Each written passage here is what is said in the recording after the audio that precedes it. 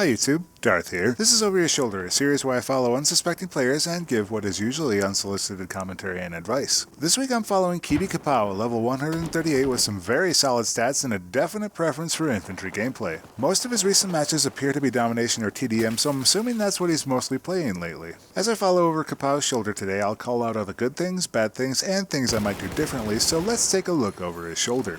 So, taking a look over Kibi Kapow's shoulder, it looks like we have the Compact 45, and I think it was a bolt action, possibly the L96. It looks like we're just going to run with the L95, or excuse me, the Compact 45 for now.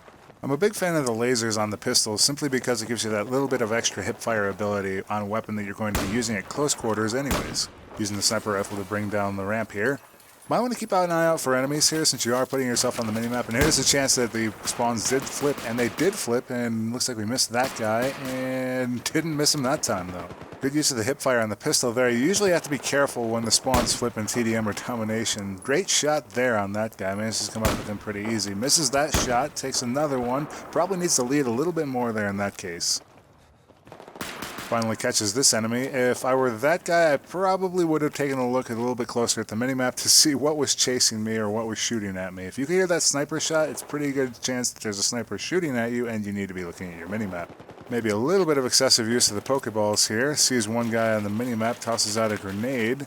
Waits out this guy a little while, not finding him. Let's see what we got in this gun. Let's see, it's an L96 with an 8x scope, canted sights, and a straight pull. I'm not a big fan of bolt actions on TDM or Domination, but you can make them work, although I don't think this is quite a situation that calls for it.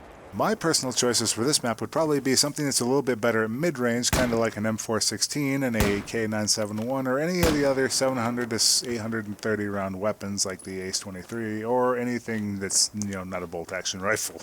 Getting back to the game, we saw that he just took out that very deviously placed active protection system. Not sure what that was doing down there. Maybe an enemy had a brain fart. This is a situation where a tugs would probably come in really handy because you could have an entire enemy spawn happen just like that. Now we're in real trouble, especially because we have this bolt action. And he just couldn't hold on against the tidal wave. Back on the ground, looks like we got put down range from the enemy team. This would be a good spot to post up and try to do a little bit of damage here. PLD is a optional gadget, not a bad choice if you want to try and pick out a couple of enemies, see where they're hiding. Taking a look right now, see two down range, probably going to take a shot here. Got a shot in us by ourselves, probably from the fire actually. Kibi Kapow is doing a good job of covering the round rechambering for the bolt action rifle by ducking behind cover while the action is in progress. And gets a really good shot there on that guy. Something to keep in mind when you're coming out of cover is you have to come to a full stop when you make your shot, otherwise you're going to lose some of that accuracy. You do have to be careful though if you're in a sniper duel with another player, as you don't want to come out on the same side continuously because they can just predict your movements at that point. Misses that shot and hits the bust square in the jaw. So something we're missed out on here is the alpha has been taken while we've been channeling all of our energy looking down this one lane. And now you're going to have the problem of where the enemy is really strong on this side of the map and you don't have good tools for dealing with it because you don't have necessarily a lot of backup near you, and now you're getting charged by enemies. Only one health remaining and two enemies coming at you. I think that's all she wrote. Looks like we switched up our weapon of choice here. We are currently running as Assault now, and we have the Ace-23 with a compensator, a red dot sight. We are in trouble here. Oh no, taken out by our own grenade. Back up again. Let's take a quick look at that again. Coyote red dot sight, compensator, no secondary, and I missed the grip, but it looks like a stubby grip. So stubby grip on an assault rifle tells me that you want to unleash a few more rounds in your bursts, particularly maybe 5, 6, or 7 rounds rather than just getting that early tap fire on. The Ace-23 is a fairly accurate weapon, so you can get away with a stubby grip if you hold down a little bit longer on the trigger. The alternative is you go with an angled grip and reduce some of that first shot recoil. And we almost get taken out by our own grenade again. Ooh, that was a close one. Doing a fair bit of waffling over here. You might be waiting for the respawn to see where it is. Doing quite a bit of tap firing. Again, I think this might be a good idea to go with an angled grip here. His bursts are about 5 shots long, so we're sort of teetering on the edge of where the stubby grip is useful. He's getting a lot of ammunition there on the enemy team, but not necessarily a lot of kills. So he's doing a good job of softening up the enemies for his teammates.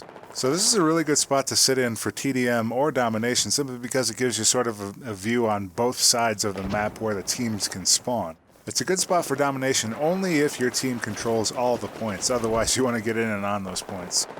Looking at the situation we have going on in the game, it looks like the US team is up by about 100 points total. Not a whole lot of action going on here for the Chinese team. Probably not going to pull this one out as a W for the Chinese team. You can see the last man in squad warning just came up. I might try to play it a little bit safer until my squad can reappear either on me or respawn so you don't lose that squad score. Does a good job of posting up here behind the cover, finds the targets that we're picking on him.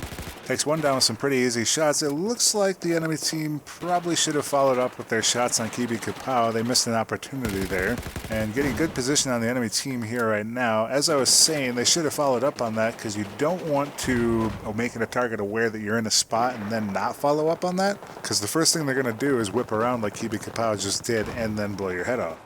Looks like we're heading to the outside trench here. I would probably try to pick a route that's a little bit closer to the action. I'm not really sure why we came all the way back here, maybe looking for some enemies or possibly a radio beacon. As you can see, Kibi Kapow has switched up to a purely infantry role at this point. Now we're facing off against the sniper where it might have actually been helpful to have a rifle. Being quick about laying down health. Probably should have stuck on that health a little bit longer. Now we're running around with 39 health, and if we get shot so much as once in the head or twice in the body, you're going to get put down pretty easy. Making up a little bit more of that distance now. Finally caught back up to 100. If you watch those tickets burn away, it's becoming a pretty runaway game for the American team here. Playing a little bit of peekaboo action with the Chinese team right now along this lane. A little bit of dangerous action here. I think I would have waited for some teammate support there before trying to push forward. Got picked up by a friendly teammate just in time to go ham on an entire squad of infantry. Let's see if he can manage to pick off the rest of them. Stays a little bit hidden behind here. 32 health. Definitely needs to soak up a little bit more of that health before moving forward. Now he's in serious danger. Manages to come up with that guy. His teammates might take care of the rest before we get taken out here. Just going completely ham right now. Well, is that 7, 8 killed? Holy cow. Nice job. Luckily for him, they couldn't aim while he was at 30 health. And there's an example of some terrible lane control on the part of the enemy team. They totally missed that flank that was happening from the American team, and they spent way too much trying to take out Kibi Kapow. And another 2 nice pickups there. And as I was saying, a grenade, anything would have flushed him out earlier and would have made him easy pickings, but they completely lost control of that lane, forgot control of the other one. You always want to try and keep your lanes completely full as much as possible. Finally gets taken out there because he had low health. I'm going to cut it here because that's pretty much where the round ends. So we saw some pretty solid infantry play from Kibi Kapow, and really the only advice I can offer is to soak up that medkit before trying to push onwards.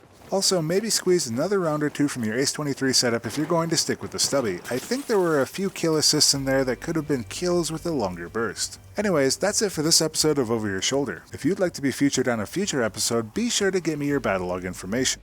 If you're new around here, please take a moment and check out my channel. As always, thanks for watching, and I'll see you next time, YouTube.